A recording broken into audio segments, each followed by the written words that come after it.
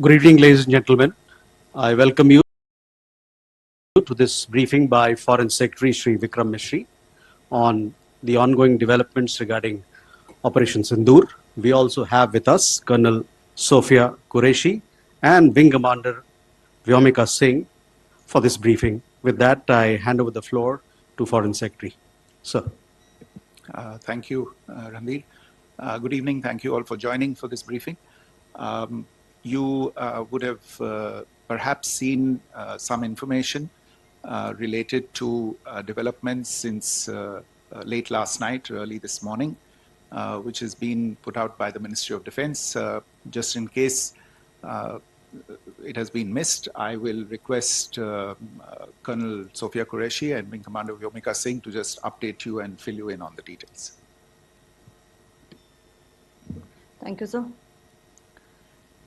Operation Sindoor पर 7 मई 2025 को हुई प्रेस कॉन्फ्रेंस के दौरान भारत ने अपनी प्रतिक्रिया को केंद्रित, संतुलित और गैर उत्तेजक बताया था। यह विशेष रूप से स्पष्ट किया गया था कि पाकिस्तानी सैन्य ठिकानों को निशाना नहीं बनाया गया। साथ ही दोहराया गया कि भारत में किसी भी सैन्य लक्ष्य पर हमले का उचित जवाब दिया जाएगा। 7 से 8 मई 2025 की रात को पाकिस्तान ने उत्तरी और पश्चिमी भारत में स्थित कई सैन्य ठिकानों को, जैसे कि अवंतीपुरा, श्रीनगर, जम्मू, पठानकोट, अमृतसर, कपूरथला, जालंधर, लुधियाना, आदमपुर, भटिंडा, चंडीगढ़, नाल, फलौदी, उत्तरलाई और भुज पर ड्रोन और मिसाइलों से हमला करने का प्रयास किया। इन हमलों को इंटीग्रेटेड काउंटर यूएस ग्रिड और वायु रक्षा प्रणालियों द्वारा निष्क्रिय कर दिया गया। इन हमलों का मलबा कई स्थानों से बरामद हुआ, जो कि पाकिस्तानी हमलों का प्रमाण है। On the night of 7th May 2025, Pakistan attempted to engage a number of military targets in northern and western India using drones and missiles. These places included Avantipura, Srinagar, Jammu, Pathankot, Amritsar, Kapurthala, Nal, Jalandhar, Ludhiana, Adampur, Bhatinda, Chandigarh, Falodi, Uttarlai, and Bhuj. These were neutralized by the integrated counter unmanned aerial system and other air defense systems. The debris of these attacks is now being recovered from a number of locations that prove the Pakistani attacks. आज सुबह भारतीय सशस्त्र बलों ने पाकिस्तान के कई स्थानों पर वायु रक्षा रडार और प्रणालियों को निशाना बनाया। भारत की प्रतिक्रिया समान क्षेत्र में समान तीव्रता के साथ की गई। यह विश्वसनीय रूप से ज्ञात हुआ कि लाहौर में स्थित एक वायु रक्षा प्रणाली को निष्क्रिय कर दिया गया। Today morning, Indian Armed Forces targeted air defense radars and systems at a number of locations in Pakistan. Indian response has been in the same domain with the same intensity as Pakistan. It has been reliably learnt that an air defense system at Lahore has been neutralized. Pakistan ने नियंत्रण रेखा पर आकरण गोलीबारी की तीव्रता बढ़ा दी है, जिसमें कुपवाड़ा, बारामूला, उरी, पुंछ, मेंढर और राजौरी क्षेत्रों में मोर्टार और भारी तोपखाने का इस्तेमाल किया जा रहा है। Pakistan has increased the intensity of its unprovoked firing across the line of control using mortar and heavy calibre artilleries in areas in Kupwara, Baramulla, Uri, Poonch, Mendhar and Rajouri sectors in Jammu and Kashmir. 16 innocent lives have been lost, including 3 women and 5 children, due to the Pakistani firing. Here too, India was compelled to respond to bring mortar and artillery fire from Pakistan to a halt. Indian Armed Forces reiterate their commitment to non-escalation, provided it is respected by the Pakistan military. Jai Hind.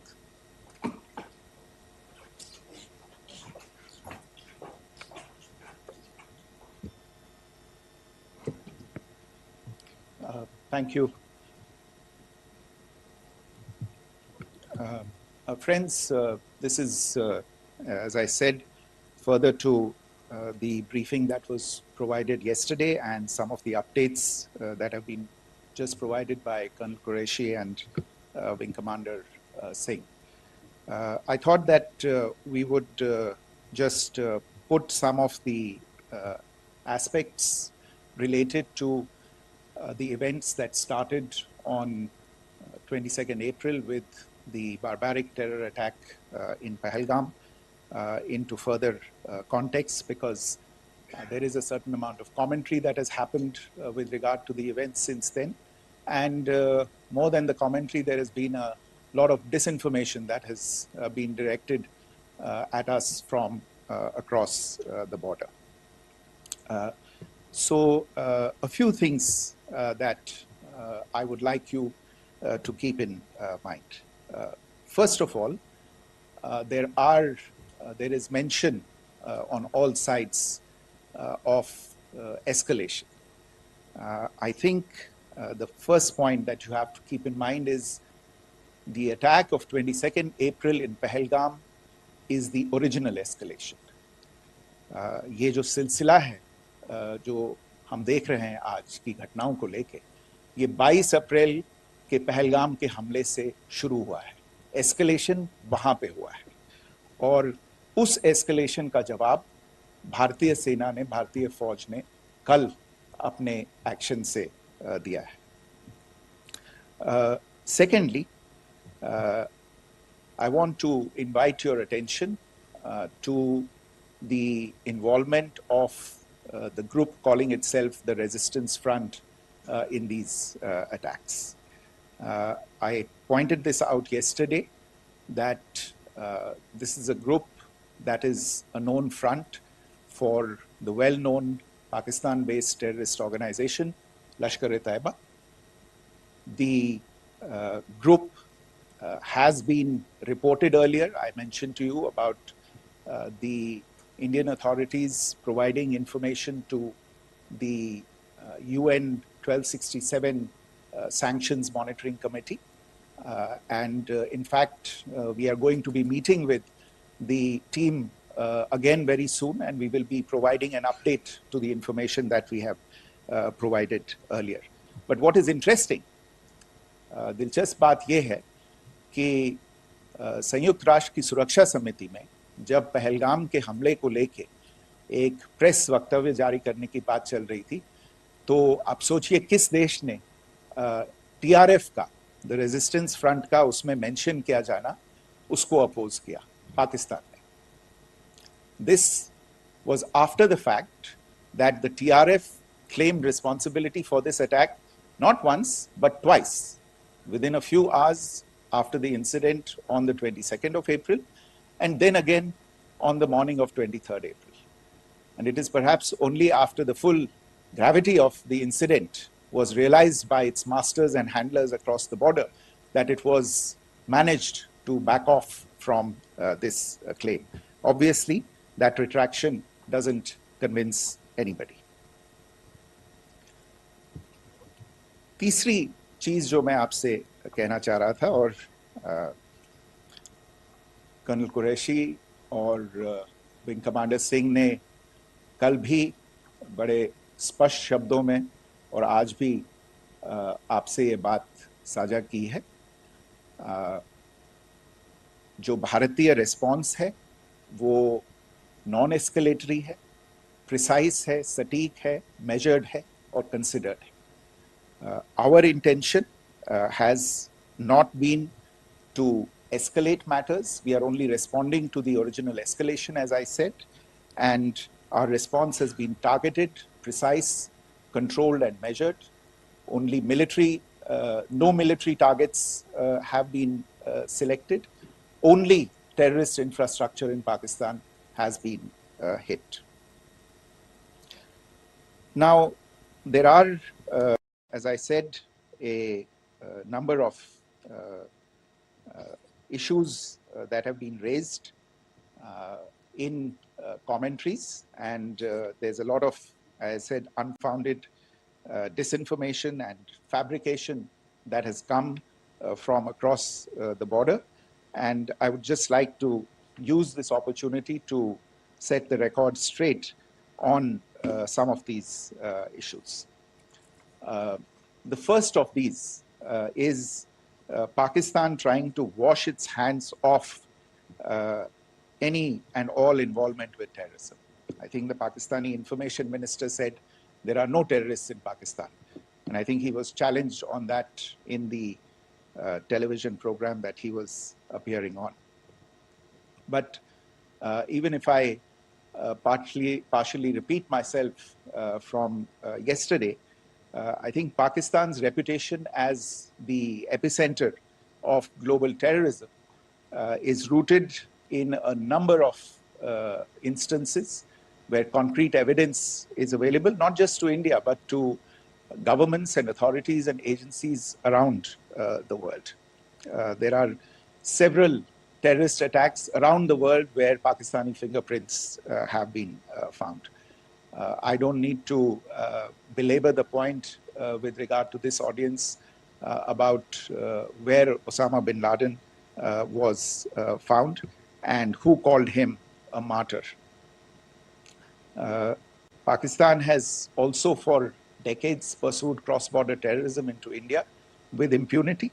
And as I said yesterday also, in order to deliberately mislead the international community, they claimed that the terrorist Sajid Mir was dead. They came under pressure, and Sajid Mir was then brought back to life, arrested, and is now apparently in Pakistani custody. Pakistan is also home to a very large number of UN proscribed as well as UN proscribed terrorists, as well as terrorists proscribed by a number of other governments in the world, including, of course, the Lashkar-e-Taiba and the Jaish-e-Mohammed, as well as their leaders, Masood Azhar and Hafiz Mohammed Saeed. आपने देखा होगा हाल ही में पिछले ही कुछ दिनों में पाकिस्तान के रक्षा मंत्री और उनके पूर्व विदेश मंत्री दोनों ने इस बात को माना है कि पाकिस्तान का ऐसे ग्रुप्स के साथ जो रिश्ता है वो क्या रहा है. Both the defense minister and the former foreign minister of Pakistan, I think they've done a more eloquent job of this than I could ever do in terms of describing their country's implication in international terrorism and their involvement in housing these kinds of groups. दूसरा जो विषय है वो है पाकिस्तान का जो एक दावा है कि एक इंटरनेशनल impartial investigation होना चाहिए, एक joint investigative committee होनी चाहिए. These calls for jointly investigating this heinous and barbaric attack in Pahalgam. Again, I think you know the history well on this. You know the track record well, and it is not a bright track record insofar as Pakistan is concerned. In fact, in the pursuit of justice for the victims of multiple terrorist attacks, whether it be Mumbai in 2008, in Pathankot in 2016, or many others. But in particular for these two attacks, India had offered to cooperate. India provided forensic evidence and urged Pakistan to bring the perpetrators of these attacks to justice. We, in particular with regard to the Mumbai attacks of 2008, where a Pakistani Lashkar-e-Taiba terrorist was captured alive, India provided extensive information and evidence related to the involvement of Pakistani terrorists in this attack. Cases were registered, but you are all aware that these cases have not progressed. despite the formation of judicial teams, etc. And Pakistan has consistently stonewalled all efforts to move the investigation along. In fact, with regard to the Pathankot attack as well, a joint investigative team was formed. We gave access, unprecedented access, I should say, to Pakistani team to the site of the attack. Details of call records data and DNA, etc., were shared with Pakistan. We had shared with them details related that we had been able to access to the addresses of terrorists. We presented evidence against the office bearers of Jaish-e-Mohammed who had conspired in the attack, and the handlers of the terrorists who facilitated them and guided them in. But there has been no movement on this. So in all of this, I think the experience has not been positive, and it certainly doesn't give us the confidence now to take at face value Pakistani assertions of wishing to participate in a joint investigation. These are just delaying tactics. These are just stonewalling tactics. And in fact, there is reason to believe that Pakistan uses the evidence that we provide only to cover its tracks and, in fact, defend the terrorists who we are looking for and obstruct the path of investigation. A third point that I wanted to address was the claim that only civilians were killed in the strikes on the 7th of May. We have made the point very clearly that all attacks on the morning of 7th May were against carefully selected terrorist infrastructure, terrorist targets. It is not clear to us, in fact, seeing some of the coverage of the after effects of these strikes, including the funerals for the terrorists that are held yesterday. I think a lot of you have seen the reports and the coverage on media. If only civilians, if any civilians were killed in these attacks, I wonder what message this picture actually sends to all of you. This is a question that is worth asking. It's also odd that the funerals of civilians are carried out with the coffins being draped in Pakistani flags and state honors being accorded. As far as we are concerned, the individuals eliminated at these facilities were terrorists. Giving terrorist state funerals may be a practice in Pakistan. Doesn't seem to make much sense to us. Pakistan has also claimed that India deliberately attacked religious sites. This is completely false again. I have made it clear that the targets were terrorist infrastructure, terrorist facilities, and locations connected clearly with incidents of cross-border terrorism into India. And it is in fact Pakistan that is misusing religious sites as a cover to in fact radicalize, direct and indoctrinate and train terrorists. In fact, contrary to what Pakistan is claiming, yesterday Pakistan launched a targeted attack on the Sikh community in the state of Jammu and Kashmir, hitting Gurdwara in Poonch and the homes of Sikh community members, which came under attack. And we know that at least 3 individuals were killed in that particular attack. Pakistan is also making attempts to, in fact, just to add to this point, the retaliatory action that Pakistan has taken, in fact, is impacting civilians. I showed you the picture of the Gurdwara and the Sikh community members who were killed in this. There are other civilians also who've been killed and injured in these attacks. In fact, since yesterday morning, a total of 16 civilians have been killed and 59 others have been injured in the attacks by Pakistan. Not only this, Pakistan is also making attempts as part of its disinformation campaign to paint our action with regard to cross-border terrorism through the communal angle. If that is the issue, then I think I can do no better than to cite or point you in the direction of the Pakistan Army Chief's speech of 16 April 2025. I think that is the last word in communal rhetoric. And in the Pahalgam attack itself, you are aware of the kind of religious profiling that was done there. And perhaps there is a linkage between these two events.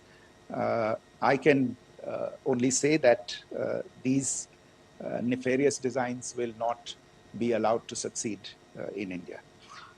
And it is to be noted that people from all faiths, all religions, all regions in India have unequivocally, not just in India but around the world, have condemned these attacks.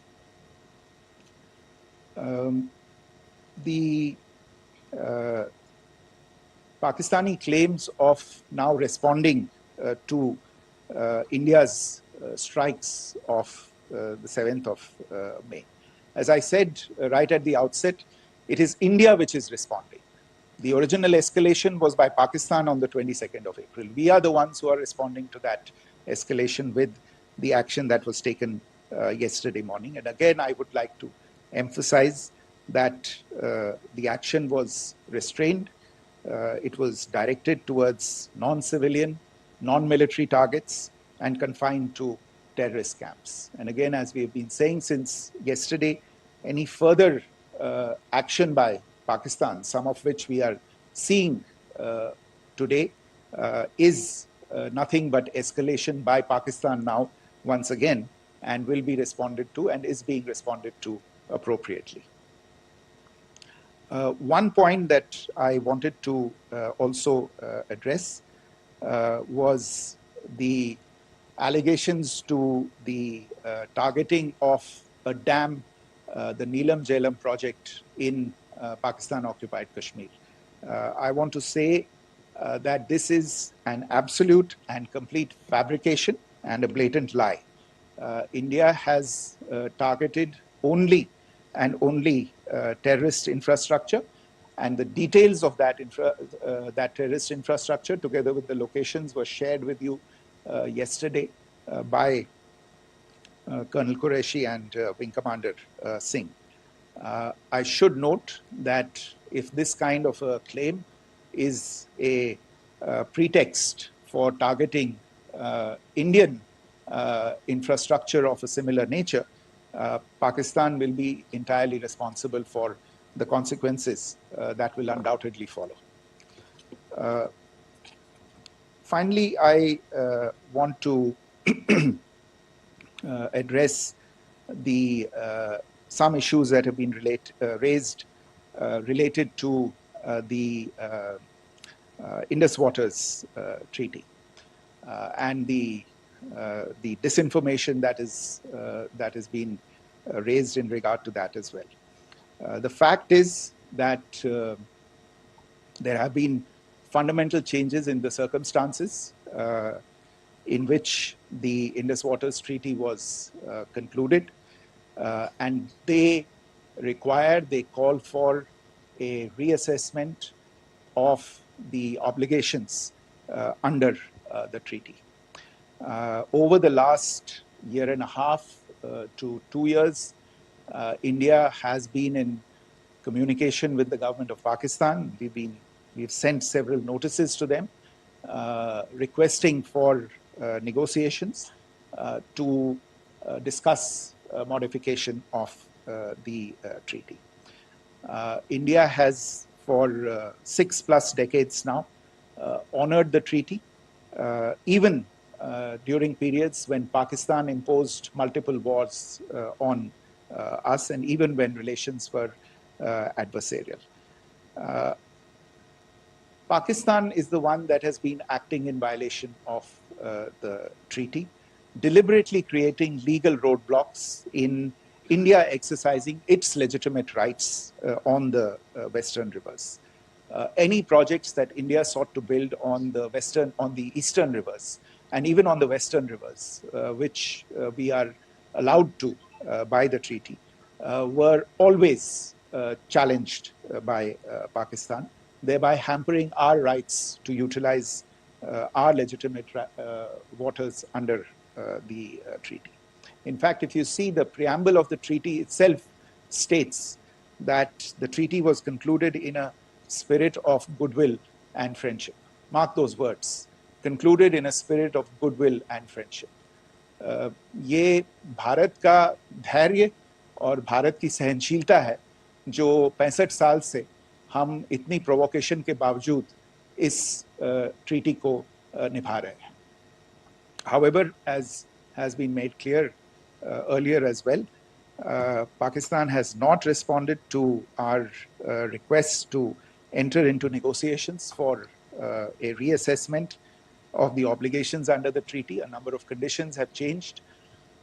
This is a treaty that was based on the engineering techniques of the 50s and the 60s. We are living through the first quarter of the 21st century. Technological changes and technological advancements have to be taken into account.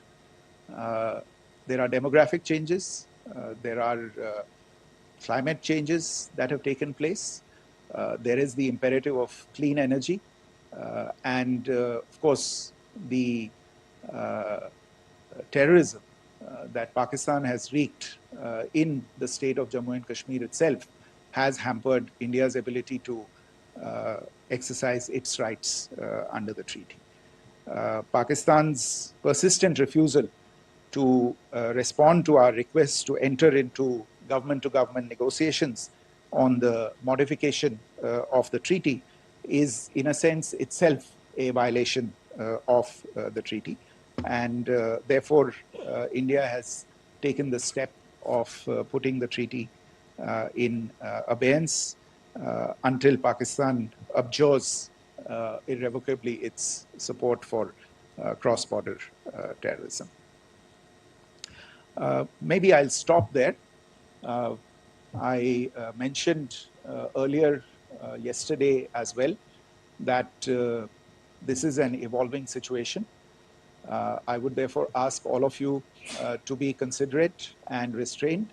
It will not be possible for us or my colleagues from the armed forces to share operational details at this point in time. Beyond that, if you have any questions, may I have time for only a few, and I'll try to answer those questions. Okay, I give the floor to Rishabh. On Secretary, good evening. This is Rishabh from Times Now. I just wanted to understand, as per the press release that has been released earlier today, it says that we have successfully hit at the air defense of Lahore. Does it give our forces a better chances if in case of further escalation? And are there other air defense places as well at strategic location that were targeted? Rishabh, you are violating the first rule that I set out at the end of my remarks. The press release that has been issued by the Ministry of Defense today speaks for itself. It is related to operational matters. It's been released by the Ministry of Defense. As more information becomes available, it will be released at the appropriate time. Once again, please don't go into operational details at this point in time because this is a constantly evolving situation. Yeah, go ahead. Foreign Secretary Smita Sharma, just wanted to ask, the Pakistani Minister Ishaq Dar in an interview has claimed that the national security advisors of India and Pakistan have spoken to each other, if you could confirm or deny, and is complete severance of diplomatic ties with Pakistan also on the table? I have no information with regard to contacts between the two national security advisors. Insofar as diplomatic relations are concerned, you've seen the steps that were announced in response to the following the meeting of the Cabinet Committee on Security on the 23rd of April. There are no further steps that are under consideration at this moment in time. Here, go ahead. Foreign secretary, मेरा नाम मनीष है, मैं TV9 Bharatvarsh से हूं और आपने खुद ही बताया कि कितना मिस इन्फॉर्मेशन क्रॉस बॉर्डर से आ रहा है, बल्कि ऐसा लग रहा है जैसे पाकिस्तान के प्राइम मिनिस्टर और डिफेंस मिनिस्टर तक भी प्रोपेगेंडा करने में मिस इन्फॉर्मेशन में आ गए हैं। वो कई बार तो ये तक दावा करते हैं कि हम 3 राफेल हमने गिरा दिया, इतने हमने मिग गिरा दिए, और जब उनसे पूछा जाता है तो वो कहते हैं कि सोशल मीडिया में हमने ये सब चीज़ें देखी थी। तो अगर आधिकारिक तौर पर अगर आप कुछ कह सकें इस पर, ताकि उन्हें भी समझ में आए कि इस तरह के प्रोपेगेंडा नहीं चलने वाला है। देखिए, जब सही समय होगा तो आधिकारिक तौर पे इसके बारे में सूचना दी जाएगी, लेकिन जो आपका प्रश्न है कि प्रधानमंत्री और उप प्रधानमंत्री और विदेश मंत्री, उनके रक्षा मंत्री इस तरह की बातें कर रहे हैं, तो इसमें अचरज की कोई बात नहीं है। आखिरकार ये एक देश है जिसने अपना इसका जन्म लेते ही झूठ शुरू हो गया था। 1947 में जब पाकिस्तानी फौज ने जम्मू कश्मीर पे दावा बोला, तो उन्होंने किसी ऐसे वैसे व्यक्ति से नहीं, संयुक्त राष्ट्र से झूठ बोला कि हमारा कोई लेना देना नहीं है इससे, ये लोग जो गए हैं वो तो कबायली हैं। वो तो जब हमारी फौज वहां पे पहुंची और UN के लोग, संयुक्त राष्ट्र के लोग खुद वहां पे पहुंचे, उन्होंने देखा कि वहां तो पाकिस्तानी फौज घुसपैठ करके आ गई है, उसके बाद पाकिस्तान को मुंह की देखनी पड़ी और उनको मानना पड़ा कि हाँ, उनकी फौज वहां पे कुछ समय से पड़ी हुई है। तो ये जो यात्रा है एक तरह से 75 साल पहले शुरू हो चुकी है, तो I am not surprised that this kind of disinformation is being indulged in. Yeah. Siddhant. So Siddhant from Beyond. So we have seen a lot of negative comments coming from the Pakistani military of escalation. If tomorrow there is an escalation, there are strikes, we know one attempt has been thwarted, what will be the Indian response to those attempts of creating more escalation? Because it is looking like it's going towards more escalation. And my second question is, are any other world powers, essentially the P5 countries, the West Asian countries, reaching out to de-escalate the current situation? Look, on escalation, we've already made our stance clear. I mean, there are 2 basic points. First of all, it is Pakistan that escalated on the 22nd of April. We are only responding to that escalation. And then what we have said yesterday and what my colleagues have said today, that now if there is an attempt at further escalation by Pakistan, it will be responded to in an appropriate domain. And therefore, the choice is entirely that of Pakistan to make. As to your second question, I don't think I can do better than to point you in the direction of the statements that are being made from practically every chancellery in the world and the sentiment that they are carrying. That sentiment essentially, and for the major portion, is support for the government of India in the context of the condemnation of the terrorist attack in Pahalgam on the 22nd of April. There is wide recognition of the government of India's right to respond to these attacks in self-defense, and of course a desire to ensure that there is not further escalation. I think these statements speak for themselves. Yeah. There. Sir, this is Mosami from India Today. Now, in the all-party meeting, we have learned that the defense minister has said that, in the operations in Sindoor, almost 100 terrorists were killed. Would we have any details about what is the number like, and also about if there were any big faces, masterminds, terrorist masterminds who were in fact killed? There is also a report that Masood Azhar's family's 10 members have been killed, and Rauf Asghar, who was actually the mastermind of Pulwama, he's also been badly, severely injured. I don't have information at this point in time to share with you on these issues. But as I said, I think, there is so much information out there on television, in the news media, in social media, that it sometimes looks like a long time has passed since this. Please understand that slightly over 36 hours only have passed since this operation was undertaken. Let us have some patience. Information will come out and will be shared in due time. Shruti. Thank you, Foreign Secretary. Shruti Ranjan from Bloomberg. Sir, could you give us any understanding whether India has moved the IMF or the World Bank to kind of, sensitize them about the the bailout that Pakistan has, and the kind of stuff that the Pakistan government is doing? Look, we have an executive director at the IMF. Tomorrow there is a meeting of the board of the IMF, and I'm sure that our executive director will put forward India's position. The decisions of the board are a different matter. The process through which they are made. But I think the case with regard to Pakistan should be self-evident to those people who generously open their pockets to bail out this country. And since you are from Bloomberg, I think you would have the data on how many IMF bailout programs have been, very good, thank you, have been sanctioned in the space of the last 3 decades.